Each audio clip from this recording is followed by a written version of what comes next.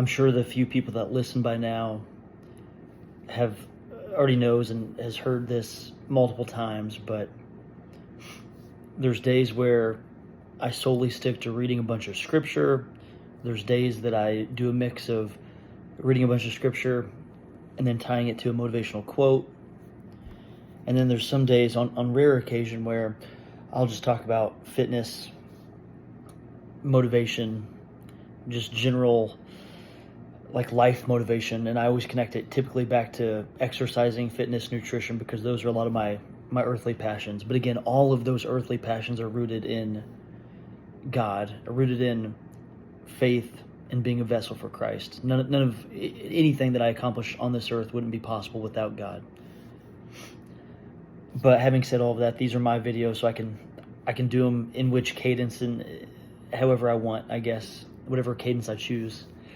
Today is a little bit of a milestone, day 300, and I'm just going to talk about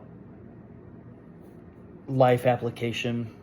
This podcast I was listening to recently, it's really been sticking with me, and so this is what they were talking about. There was a guy that he said, hey, the best times I've ever been able to perform, because he's a sports guy, an athlete, someone that I kind of relate to because those are my passions as well. And he said, hey, if I'm ever having a round of golf where I'm playing the best that I've ever played, and for him a good round's like shooting in the 70s, he said, I've never had this awareness that comes to me amidst my very best rounds, where towards the last few holes, I even know that I'm doing the best I've ever done. Meaning, like he said, I've had good rounds where I've shot pretty well, and I kind of keep track of my score and how much I'm at or below par. But he said the very best rounds, he's like, you get off the green at 18 and you start driving to the next tee box just to realize that it's the round's over.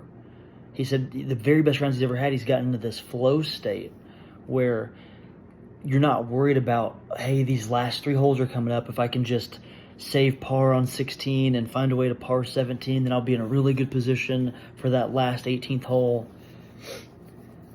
And I say all of that to say, there is something in life when you are able to look beyond the target, when you're able to kind of cast your gaze beyond the exact thing that is right in front of you, and you can kind of truly get into that flow state. That's when you're able to achieve optimal sports performance.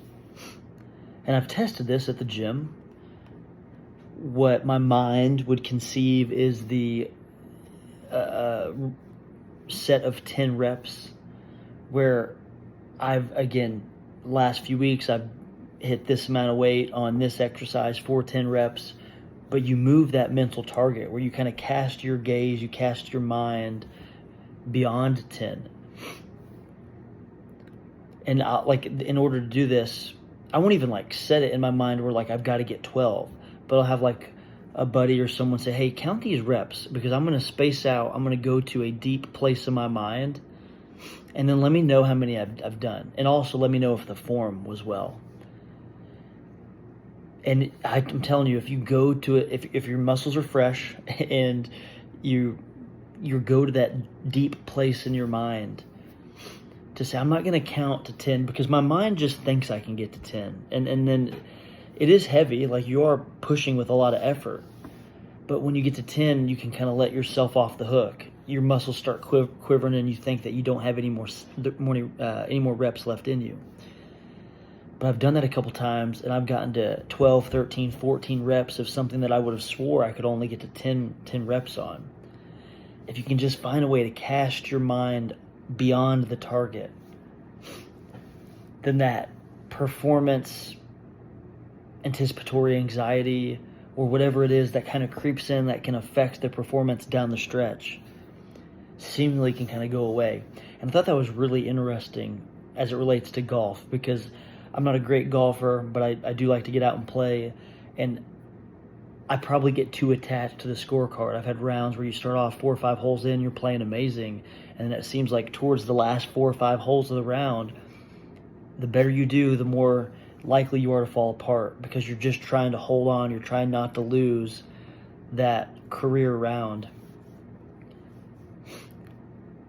But if we can cast our gaze beyond the target, we are absolutely going to be better for that. It's almost like in football too. You see I think it was Bo Jackson was famously known for not just stopping once he got to the end zone, but he would literally he'd have so much momentum and be running so hard that he'd run all the way to the tunnel. It's like I almost wonder if his mind was just shut off of, hey, I'm giving 100%. And by the time he even realized it, he was well beyond the goal line. I think there's something to that. In our effort at the gym, in which I've explained, there might be something to that in our work week. I think about how many of us just want to get to Friday, and like tonight, it's Sunday night, it's easy. And I've been here many of seasons of life where it's so easy to think, I just got to get to Friday. I've got 5 work days in front of me. But what if we were less concerned about getting to Friday and we were more concerned about having a productive month at work? That's looking beyond, that's casting your gaze, casting your mind beyond that Friday target. What might happen then is the perception of the week might change a little bit. You might look up and it might be Saturday, and you might say, wow, we're 1/4 of the way into this month. Casting your mind beyond the target can absolutely affect your perception and your performance amidst doing the said thing. That's what I got today. I'm really trying to incorporate that again in my work life, in my exercise life. You could even incorporate that into nutrition. And then beyond all of that, how can we incorporate that kind of mindset into our spiritual life?